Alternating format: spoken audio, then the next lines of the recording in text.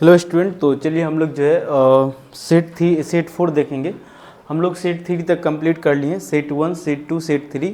अब ये आपका सेट 4 है। सेट 4 मैथमेटिक्स 2 का हम लोग अभी ग्रुप बी टाइप क्वेश्चन कर रहे हैं, ठीक है। तो सेट 4 में देखिए ज़रा, पहला क्वेश्चन क्या है। So that the 3 point, that is ये पॉइंट जो है वेक्टर फॉर्म में दिया हुआ है, -2i + 3j एंड +5k। इस तरीक़ा से वेक्टर फॉर्म में 3 पॉइंट दिया हुआ है, ठीक है। एंड आपको ये दिखाना है so that the 3 points are collinear, ठीक है। तो 3 पॉइंट कोलिनियर है, ये आपको ये जो 3 पॉइंट जो कि वेक्टर फॉर्म में दिया हुआ है, ये आपको पता करना है कि कोलिनियर है, ठीक है। ये चीज़ दिखाना है हमें, सो दैट करना है, प्रूफ करना है एक तरह से। तो चलिए इसको हम लोग सॉल्व करते हैं, देखिए क्या हो जाएगा। तो ये जो 3 पॉइंट दिया हुआ है वेक्टर फॉर्म में, तो मान के चलिए कि ये vector OA, vector OB and vector OC दिया हुआ है, ठीक है। जब भी आपको पॉइंट दिया रहता है, देखिए मैं एक चीज़ आप लोगों को बताता हूँ, वेक्टर की प्रॉपर्टी मैंने बताया भी था पहले भी। जैसे कोई हमारा पॉइंट है, सपोज ये हमारा एक पॉइंट है जो कि -2, 3 एंड 5 दिया हुआ है, ठीक है। तो इस पॉइंट का ओरिजिन के रिस्पेक्ट में क्या पोजीशन है, इसी को हम लोग निकालते हैं, इसी को हम लोग पोजीशन वेक्टर बोलते हैं। तो कभी भी कोई पॉइंट दिया रहता है और यदि ये वेक्टर फॉर्म में लिखा है, इसका मतलब वो ओरिजिन के रिस्पेक्ट में, ये ओरिजिन है जिसका कोऑर्डिनेट 0, 0, 0 होता है और ये आपका पॉइंट है। यदि मैं इस वेक्टर, सपोज ये वेक्टर आपका ए है, तो इस वेक्टर को हम जब लिखेंगे तो इसको लिखते हैं कैसे। वेक्टर ए, ये पॉइंट ए है अपना, ठीक है। ये जो पॉइंट ए है तो हम लोग ऐसे लिखते हैं वेक्टर OA। तो ये हो जाता है पोजीशन वेक्टर। तो जब वेक्टर OA लिखेंगे तो A - O करना पड़ता है, ठीक है। Point of A minus point of A, ठीक है। इस तरीक़ा से इसको लिखते हैं। तो यही आपका क्या दिया हुआ है, पोजीशन वेक्टर ओरिजिन के रिस्पेक्ट में, ठीक है। चलिए, तो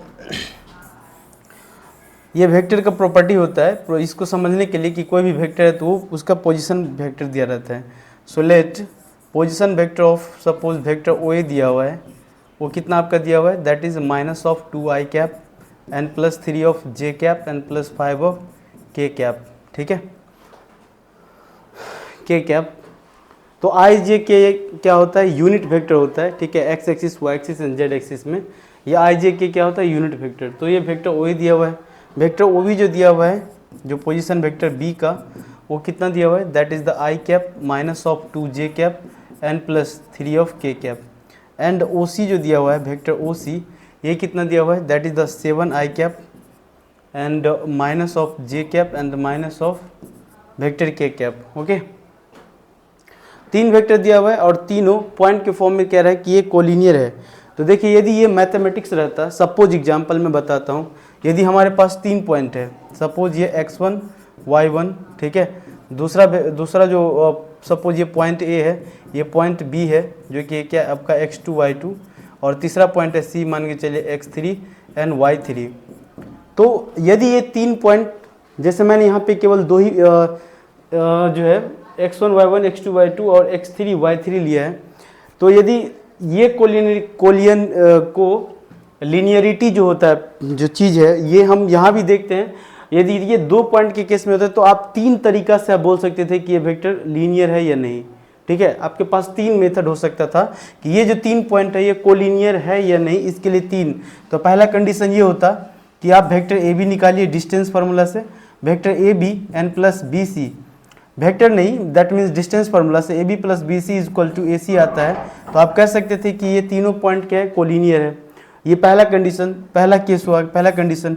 दूसरा कंडीशन आप ये भी कह सकते थे कि ये जो आपका x1, y1 1 and x2, y2 1 and z and x3, y3 and 1 = यदि 0 आ जाता है, तभी आप कहेंगे कि ये जो तीनों पॉइंट है, ठीक है, ये कोलिनियर कहलाता है। ये जो हम पढ़ते हैं कोऑर्डिनेट ज्योमेट्री के हिसाब से मैं बोल रहा हूँ कि 3 पॉइंट दिया हुआ है तो कोलिनियरिटी की अलग अलग कंडीशन है। जैसे एक ये वाला हुआ, दूसरा कंडीशन ये हुआ, ठीक है।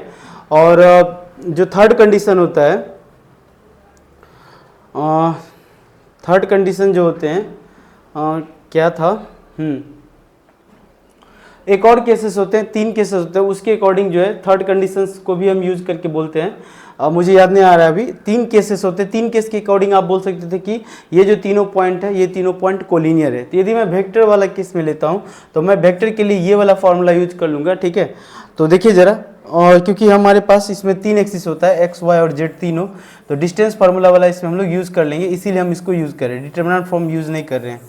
तो यहाँ पे जो हम लोग यूज़ करेंगे, देखिए ज़रा क्या हो जाएगा। तो आप सबसे पहले क्या निकाल लीजिए, वेक्टर ए बी निकाल लीजिए, वेक्टर ए बी निकाल लीजिए। वेक्टर ए बी कितना हो जाएगा, तो वेक्टर ए बी के लिए आपको करना पड़ेगा that is vector O B minus of vector O A. Vector लिखने का ये तरीका है, बी माइनस ए करना पड़ता है। तो वेक्टर ओ बी कितना है आपका, देखिए ज़रा, वेक्टर ओ बी कितना आ जाएगा, ये हो गया आपका i minus of 2j and plus of 3k and minus vector O A कितना है, ओ ए कितना है minus of 2i and plus of 3j and plus of 5k। ठीक है, इसको सॉल्व करेंगे तो कितना हो जाएगा, देखिए आई एक बार मैं फिर से लिख दूँ ताकि आप लोगों को कन्फ्यूजन ना हो। एंड ये प्लस 3 ऑफ वेक्टर के है, minus minus plus 2i cap and plus minus again minus of 3j cap and minus of 5k cap. इसको आप सॉल्व करेंगे तो 2 + 1 3i कैप एंड ये हो जाएगा कितना 2 and minus 3 that is the minus of 5j cap and 3 and minus that is the minus of 2k cap. तो ये निकल के आपका वेक्टर ए बी। यदि आप इसका मैग्नीट्यूड निकालना चाहे, यदि आप इसका मैग्नीट्यूड निकालेंगे तो मैग्नीट्यूड कितना हो जाएगा, देखिए ज़रा। So mod of vector A B यदि आप बात करें, ठीक है, mod of vector A B बात करेंगे तो क्या हो जाएगा, √3 का स्क्वायर प्लस -5 का स्क्वायर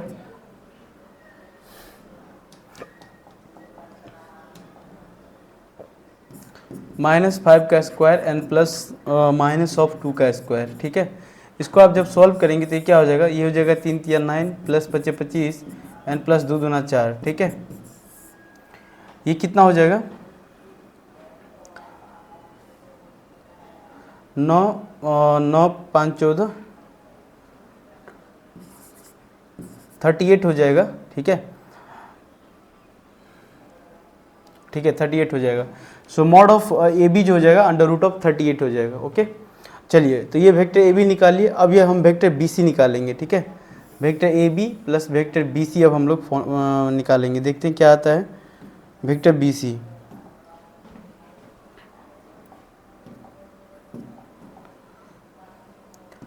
वेक्टर बी सी निकालिए।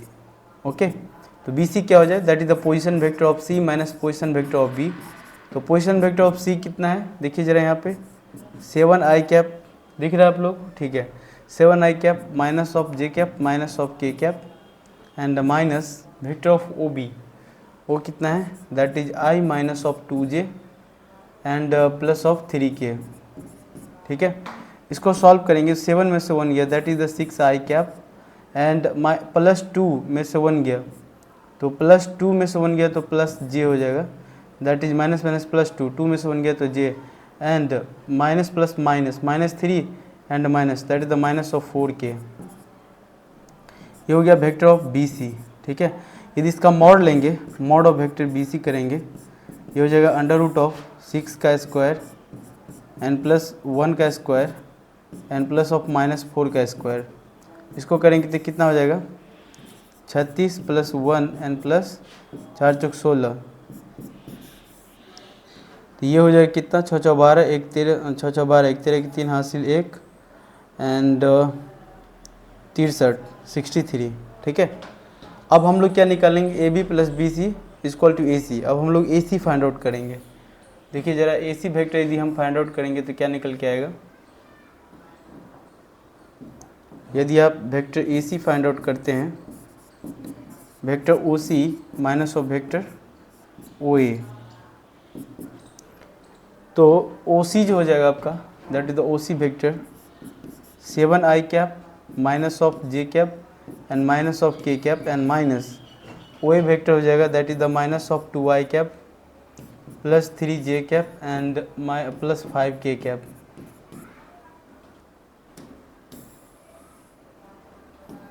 इसको सॉल्व करेंगे तो क्या आ जाएगा 7 minus minus plus 2 7 2 9i cap and -3 and -4j cap and -5 -6k cap. तो यदि आप AC वेक्टर देखिए तो ये कितना आ जाएगा, अंडर रूट ऑफ 9 × 81। अच्छा मैं अच्छे से लिख देता हूँ, 9 का स्क्वायर प्लस माइनस 4 का square and plus of minus 6 का स्क्वायर। इसको अगेन सॉल्व करेंगे, 9 × 81 and plus 4 × 16 and plus 4 × 16, 6 × 36 sorry, और 9 × 81 एन प्लस 4 × 16 एन प्लस 6 × 36। ठीक है, ये कितना हो जाएगा, 81 एंड 16 एंड 36। वैसे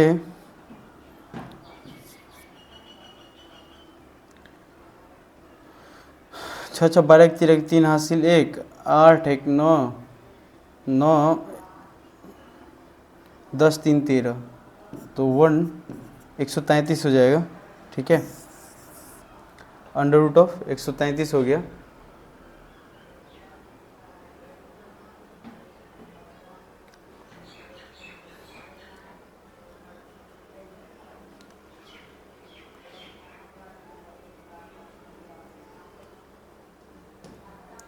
तो आप ज़रा देखिए ए बी का, अच्छा ए बी का मैग्नीट्यूड अंडर रूट ऑफ 138,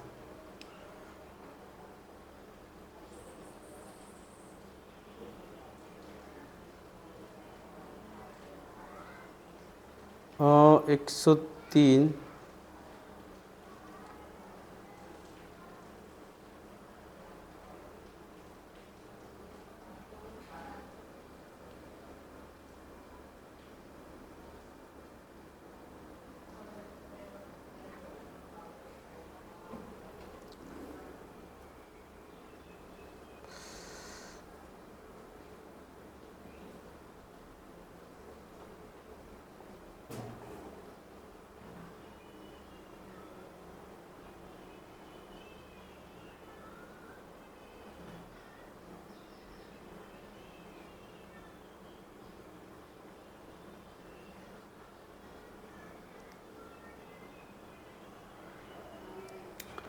तो ये जो निकल के आ रहा है,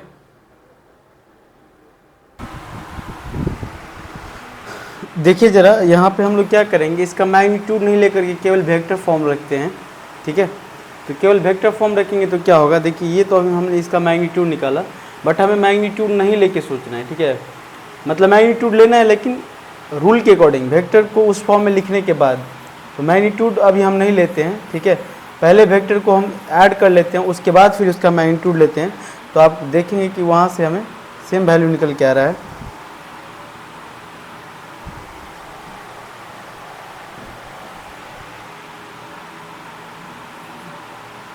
और ये कितना था, ये जो आपका है 7 - 1 that is the 6 i cap and 6 i cap and minus plus 2 minus minus plus 2 में से 1 गया, तो ये कितना प्लस j हो गया। एंड ये कितना था, और 3 -3 माइनस 4k,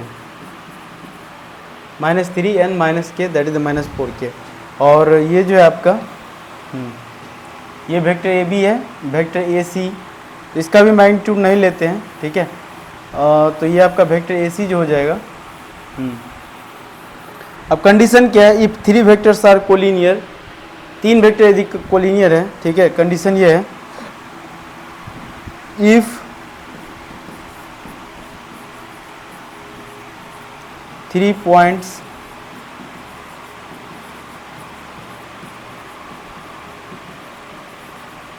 कोलिनियर। ठीक है, तो इस वाले केस में हमारा क्या होना चाहिए, that is A B and plus B C is equal to A C. ठीक है, वेक्टर फॉर्म में आप ऐसे लिख सकते हैं, A B plus B C is equal to A C हो जाए तो तीनों है कोलिनियर कहलाएगा। ठीक है, तो सबसे पहले हम लोग A B plus B C निकालते हैं। जो आपका लेफ्ट हैंड साइड है वो क्या है, that is the vector A B and plus vector B C. Vector A B कितना आया है, 3i cap minus of 5 j cap and minus 2 k cap. Okay, तो इसका यदि हम लोग देखेंगे ये हो गया एन प्लस जो वेक्टर bc है, वेक्टर bc जो है 6i cap plus J cap and minus of 4 K cap. इसको करेंगे सॉल्व, देखिए 9i cap and minus 4 J cap and minus 6 K cap. आप देखेंगे ये जो वेक्टर है that is vector of AC आ रहा है, that is the RHS। AC vector देखिए 9i minus 4j and minus 6k। यदि इसका मैग्नीट्यूड निकालेंगे दोनों तरफ से तो वो सेम ही आने वाला है। हैंस तीनों वेक्टर क्या है, तीनों जो पॉइंट है ये जो वेक्टर फॉर्म में है, तीनों जो वेक्टर पॉइंट है वो क्या है आपका कोलिनियर, ठीक है। Hence proved.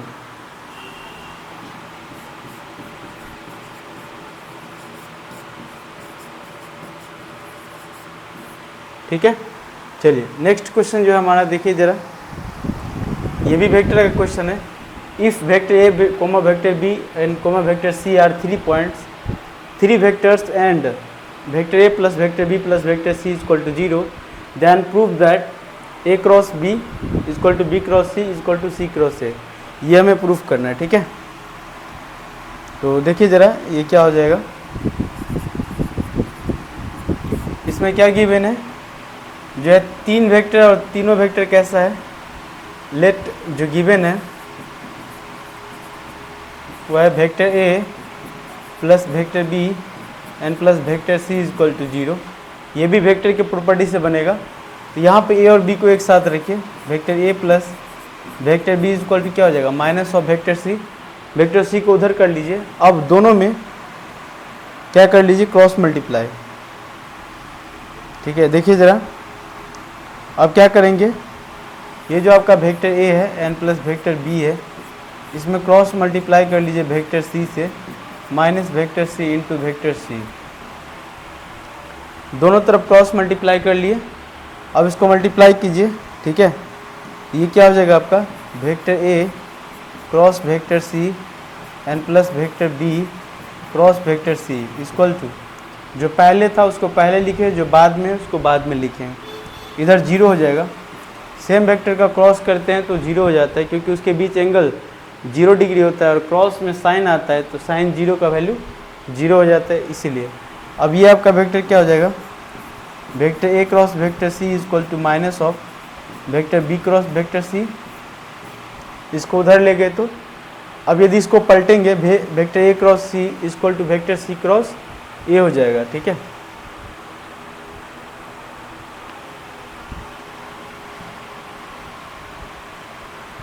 ठीक है, या फिर इसको आप ऐसे लिख लीजिए, इसको इसी तरफ रहने दीजिए, इसको माइनस इधर कर लीजिए। तो आप ऐसे लिखेंगे vector A cross vector C equal to आप क्या लिख सकते हैं minus of vector A cross vector C. अब यहाँ से ए क्रॉस सी को यदि पलटेंगे तो जो प्रॉपर्टी के अकॉर्डिंग क्या होता है, प्रॉपर्टी ही होता है according to vector property, according to vector property use कर लेंगे। जो आपका वेक्टर बी क्रॉस वेक्टर सी है, यदि यहाँ पलटेंगे तो ये ए क्रॉस सी हो जाएगा, सॉरी सी क्रॉस ए हो जाएगा, पलट जाएगा। मतलब ये माइनस पीछे था और अंदर में इसको जब पलटेंगे तो minus of C cross A हो जाएगा। तो आप ये लिख सकते हैं कि vector B cross vector C का जो वैल्यू है वो किसके बराबर है, that is the C cross A के बराबर है। एक आ गया B cross C equal to C cross A. Similarly क्या करना है,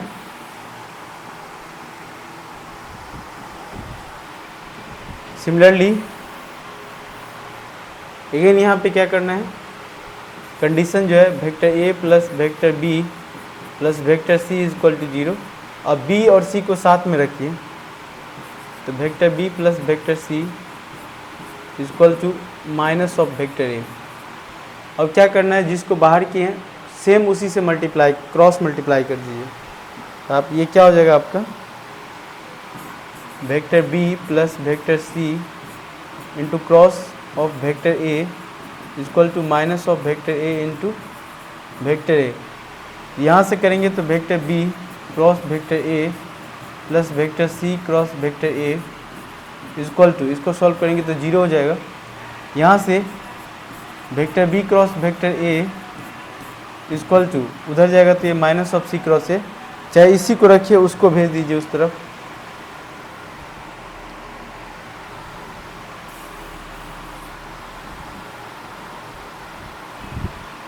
इसी को रखिए vector C cross vector A equal to क्या लिख सकते हैं, minus of vector B cross A. फिर अकॉर्डिंग लगाएंगे प्रॉपर्टी, अगेन प्रॉपर्टी यूज करेंगे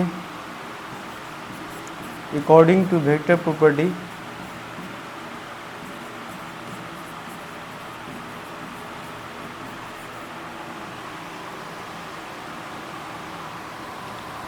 वेक्टर प्रॉपर्टी के अकॉर्डिंग इसको क्या लिख सकते हैं, ये जो आपका vector C cross vector A है इसको हम लोग क्या लिख सकते हैं, ये पलटेगा vector A cross vector B हो जाएगा। ठीक है, vector C cross A equal to vector A cross vector B, that means this is equation 1 and this is equation 2। तो from equation 1 and 2 you can write from equation 1 and 2, यहाँ पे क्या हो जाएगा, देखिए C cross A equal to B cross C है और C cross A equal to A cross B है, that means vector A cross vector B is equal to vector B cross C equal to vector C cross A. Okay, hence proved.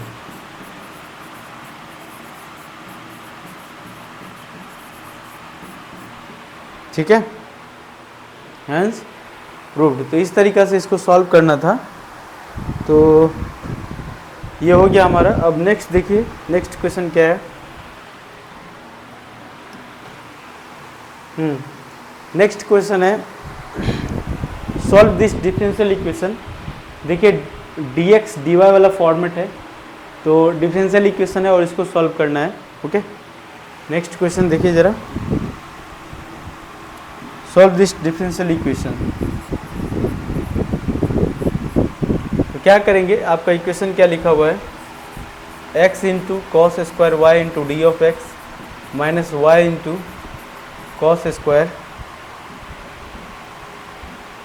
Minus Y into cos square X into D of Y equal to 0। Term को separate करेंगे तो क्या हो जाएगा, x into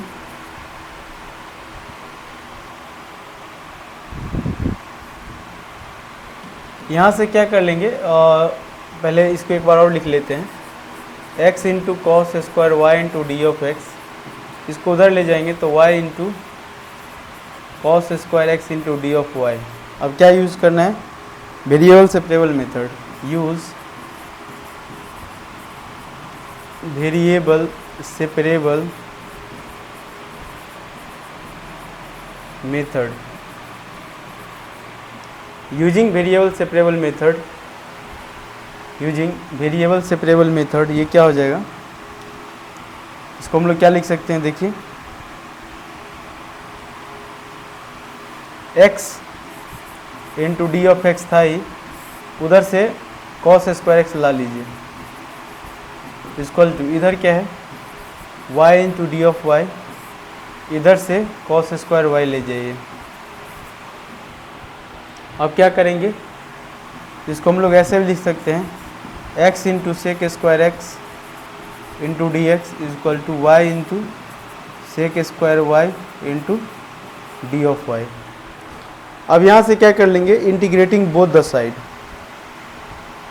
integrating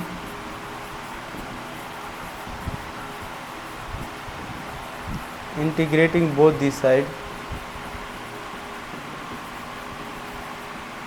दोनों side पे क्या करेंगे, इंटीग्रेट करेंगे तो क्या हो जाएगा, integration of x into sec square X D of X equal to integration of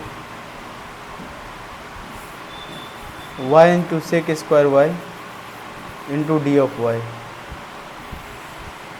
ठीक है, ये हो जाएगा। अब यहाँ पे इसको इंटीग्रेट करने के लिए हम लोग को क्या लगाना पड़ेगा, आइलेट। सबको पता है आइलेट, मैंने इस पर एक वीडियो भी बनाया है, ILATE, इंटीग्रेशन बाय पार्ट्स का यूज करेंगे, इंटीग्रेशन बाय पार्ट्स यूज करने के लिए, क्योंकि दो फंक्शन का जब प्रोडक्ट होता है तो हम लोग क्या करते हैं, इंटीग्रेशन बाय पार्ट्स यूज करते हैं। और इंटीग्रेशन बाय पार्ट्स यूज करने के लिए किसको पहले बाहर ले, इसके लिए आइलेट का यूज करते हैं। तो यहाँ पे इन्वर्स, लॉगरिथमिक, अलजेब्रिक, ट्रिग्नोमेट्रिक, तो ये वाला फंक्शन अलजेब्रिक है और ये फंक्शन जो है सेक है, तो ट्रिग्नोमेट्रिक है। तो अलजेब्रिक पहले आया तो पहले एक्स को बाहर कर लेंगे। अब क्या करते हैं, इंटीग्रेशन करना है सेक स्क्वायर एक्स का, integration of sec square X, ठीक है, into D of X minus integration. अब जिसका बाहर निकाले तो उसका डिफ्रेंशिएशन, तो उसका डिफ्रेंशिएशन 1 हो जाएगा। सेक स्क्वायर एक्स का इंटीग्रेशन 10x हो जाता है into D of X equal to same इधर y के रिस्पेक्ट में करना है, तो इधर से क्या हो जाएगा आपका, y को बाहर कीजिए, integration of sec square y D of y minus 1 into sec square X का इंटीग्रेशन 10x हो जाता है, यहाँ 10y into D of y। जब इसको सॉल्व करेंगे तो क्या हो जाएगा, x इंटू ये हो जाएगा 10 of x minus sec square X का 10x हो जाता है। 10x का जो होता है, 10x का वो होता है log mod sec of x, 10x का इंटीग्रेशन, ठीक है। तो चलिए देखिए जो है इसको सॉल्व करेंगे, ये क्या हो जाएगा आपका, x into sec square X, ये 10x हो जाता है इसका, एंड माइनस ये हो जाता है 10x का integration log of mod sec x and plus constant, ठीक है, सेम टू सेम इधर y into that is our 10 of y and minus log mod sec of y and plus C dash, कोई भी constant आ सकता है। ये आपका, आप चाहे तो इसको यहाँ तक रख सकते हैं, ठीक है। और अदरवाइज लॉग को एक तरफ कर लीजिए, लॉग की प्रॉपर्टी लगा के भी इसको फर्दर एक्सपेंड कर सकते हैं, ठीक है।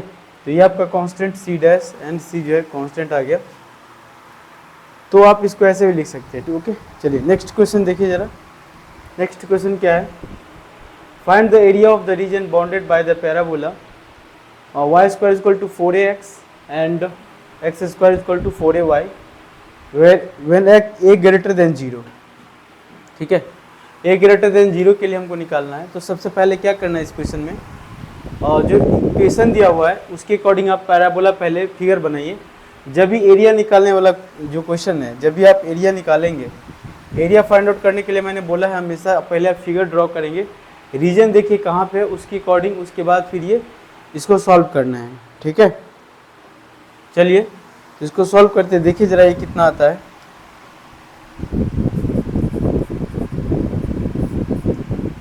Find the area of the region, find the area of the region bounded by the parabola. So equation क्या है, गिवन इक्वेशन क्या क्या है, y square is equal to 4ax and x square is equal to 4ay, a greater than 0, that means a कोई positive value है। तो ये हमारे पास दो इक्वेशन है पैराबोला का, एक y square equal to 4ax, एक x square equal to 4ay। तो मैंने आपको अच्छे से समझाया कि कैसे फिगर इक्वेशन देख के कैसे पैराबोला का फिगर ड्रॉ करना है, ठीक है। तो कैसे करना है ड्रॉ, देखिए जिसके पावर लीनियर पावर में है मुंह उस तरफ होगा पैराबोला का, लीनियर पावर मुंह उस तरफ। तो पहला equation that is the equation 1 and equation 2। Equation 1 को यदि आप ड्रॉ करेंगे, देखिए जरा इक्वेशन 1 को जब आप ड्रॉ करेंगे तो क्या हो जाएगा,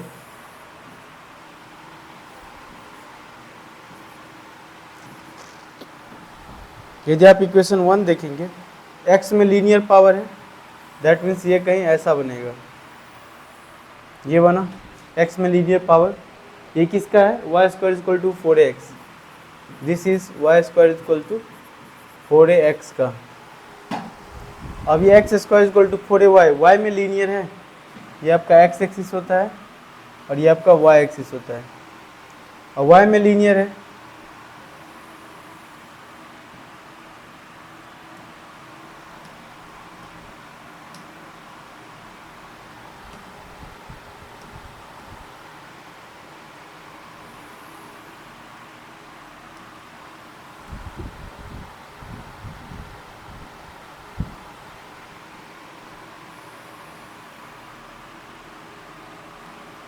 क्या हो रहा है यार, कलर चेंज क्यों नहीं हो रहा है?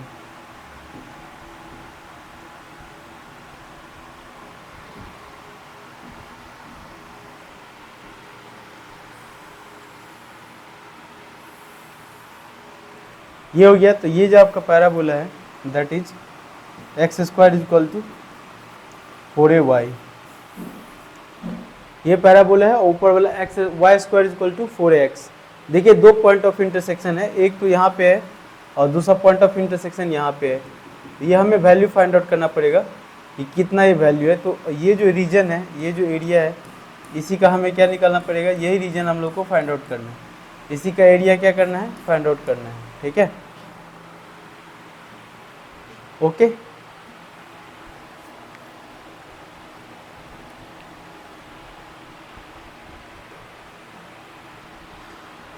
तो देखिए जरा, find the area of the region bounded by the parabola. सबसे पहले तो point of intersection find out करते हैं। देखिए जरा, पॉइंट ऑफ इंटरसेक्शन क्या क्या हो जाएगा। X square is equal to 4a x square y square is equal to क्या है 4ax and hello hello hello and x square is equal to 4ay। यहाँ से यदि y का वैल्यू रखेंगे तो y is equal to x square upon 4a हो जाएगा। इसको आप पुट कर दीजिए इक्वेशन 1 में।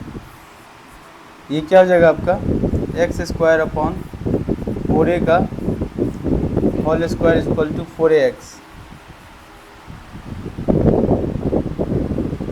ठीक है,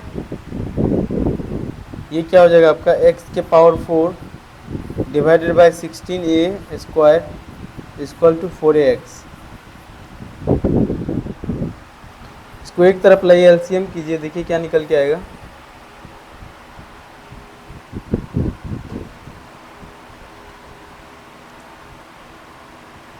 x के पावर 4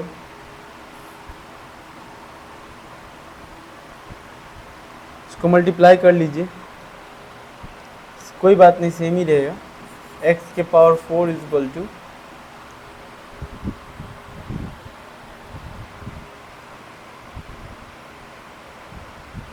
और ये क्या हो जाएगा,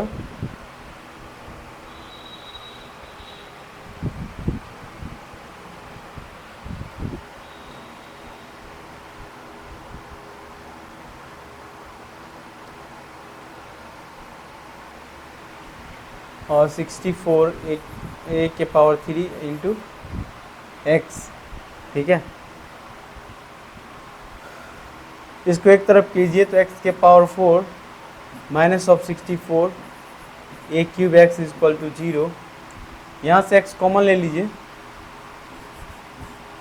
x का cube minus 64 a cube is equal to 0। x is equal to या तो 0 होगा, अदरवाइज x का cube is equal to 64 a cube. यहाँ पे x cube is equal to 4 चौक 16 चौका 64, 4 चौक 16 चौका 64, 4a का whole cube. That means x is equal to 4a।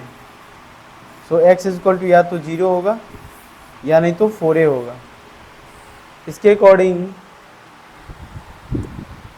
According यदि आप x is equal to 0 and, तो यदि 0 रखते हैं, ठीक है, x इज इक्वल टू 0 रखते हैं इक्वेशन, और इन्हीं दोनों इक्वेशन में से किसी में भी, तो y का वैल्यू आपका 0 आ जाएगा। x is equal to 0 put करने पे y का वैल्यू 0 आ रहा है, and x is equal to 4a put करने पे, x is equal to 4a put करने पे y square is equal to 4a into 4a, that is 4a का होल स्क्वायर। यहाँ से x is equal to 4a put करने पे y का भी वैल्यू क्या आ रहा है, 4a। इसका मतलब अपने पास जो पॉइंट है, ये पॉइंट कितना है, that is 4a। So this is the 4a because this point is 4a, 4a and this point is 0, 0, that is your origin.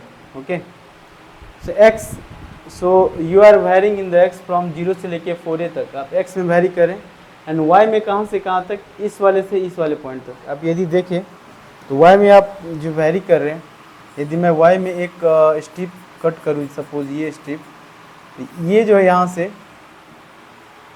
तो y का वैल्यू क्या हो जाएगा, यहाँ से यदि इस इक्वेशन से y का वैल्यू निकाले, यहाँ से देखिए तो लिमिट हमको लेना होगा, ठीक है। तो y इज लिमिट जो हो जाएगा आपका y is equal to x square, y is from x square to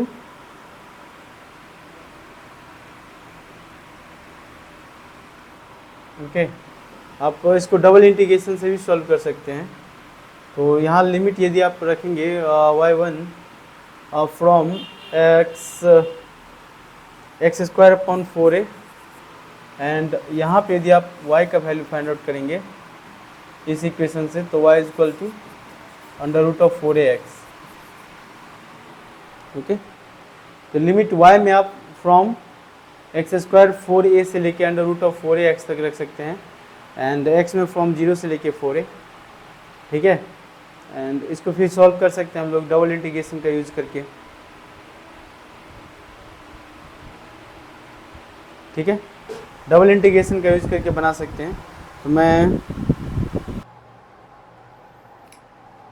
ठीक है, तो चलिए इसको नेक्स्ट यहाँ से हम लोग ये एरिया जो फाइंड करेंगे, इस एरिया को फाइंड करने के लिए क्या करेंगे, देखिए ज़रा, इसको क्या करेंगे, यहाँ से हम लोग फार्मूला लगा लेंगे। एरिया निकालने का जो फार्मूला होता है, हम x में ले रहे हैं वेरिएबल, ठीक है। तो x में वेरिएबल का जो फार्मूला हो जाएगा दैट इज, सो जो एरिया हो जाएगा is equal to integration x is equal to from x1 से लेके x is equal to x2 तक and y of d of x, ठीक है। और y में वहाँ पे जो हमारा टर्म्स है, देखिए जरा, x तो आपका है कहाँ से, फ्रॉम 0 से लेके x is equal to from 4a तक है, एंड ये जो है y लेना है that is y2 minus y1 या y1 माइनस y2, जो आपका पहले इधर से देखेंगे तो हमारा क्या रहा है, ये वाला under root of 4ax minus x square by 4a, under root of 4ax, under root of 4ax, under root of 4ax, under root of 4ax minus x square by 4a into D of x. इसी को solve करना है, ठीक है। Under root of x square minus under root of 4ax minus x square by, यहाँ पे y equal to x square by 4a और उधर वाला था, ठीक है, ये हो जाएगा, ठीक है। इसी को हम लोग को सॉल्व करना है। चलिए तो इसको सॉल्व कर लेंगे। चाहे तो आप इसको डबल इंटीग्रेशन से भी बना सकते हैं, बट डबल इंटीग्रेशन आप लोग को समझ में नहीं आएगा अभी, तो सिंगल इंटीग्रेशन से ये हो जाएगा हमारा, ठीक है। यहाँ से इसको जब सॉल्व करेंगे फर्दर तो क्या लिख सकते हैं, वो वाला सेपरेट कर लीजिए term, integration of under root of 4ax into D of x, x is from 0 से लेके 4a तक, एंड माइनस 1/4a कांस्टेंट आ जाएगा, integration of x square into D x, x is from 0 से लेके 4a तक। ये वाला वैल्यू क्या हो जाएगा आपका, अंडर रूट ऑफ 4a बाहर कर लीजिए तो क्या हो जाएगा, under root of 4 of a बाहर कर लेंगे, यहाँ पे अंडर रूट ऑफ 4a बाहर आ गया, तो x के पावर 1/2, 1/2 प्लस 1 हो जाएगा, नीचे 3/2, एंड दिस इज फ्रॉम 0 से लेके 4a, and minus 1/4a into x के पावर 3/3 फ्रॉम 0 से लेके 4a। यहाँ पे पुट करेंगे तो ये क्या हो जाएगा, 4a को आप लिख सकते हैं क्या, 2 under root of a into 2 पर जाएगा तो 2/3 इंटू एक्स में अपर लिमिट पुट करेंगे तो 4a के पावर में दैट इज 3/2, ठीक है, minus 0 and plus sorry minus 1/4a and 3 से मल्टीप्लाई करेंगे तो 4 तिया 12a, ठीक है, एंड 4a का होल क्यूब माइनस 0 अगेन। तो यहाँ से सॉल्व करेंगे तो ये हो जाएगा 2 दूना 4/3 a के पावर 1/2 इंटू 2 का स्क्वायर, तो स्क्वायर 2 दूना 4 दूना 8 हो जाएगा, इंटू ए के power 3/2 and minus 1/12 A into 64 A cube. ठीक है, इसको सॉल्व करेंगे तो ये हो जाएगा 8 8 चौक 32/3 ए के पावर, देखिए 3 + 1 4/2 that is A square, minus ये भी स्क्वायर हो जाएगा एंड 6 दूना 12, 32 दूना 64, 2 3 दूना 6, 16 दूना 32। ठीक है, दैट इज 16/3 ए स्क्वायर, और तो ये हो कितना 16 - 16 दैट इज 16/3 ए स्क्वायर हो जाएगा। ओके, 32 में से 16 गया तो 16/3 ए स्क्वायर, ये हमारा क्या हो जाएगा आंसर। तो बस 16/3 यही हमारा क्या हो जाएगा, दैट इज 16/3 ए स्क्वायर, ये हमारा आंसर हो जाएगा। ओके, चलिए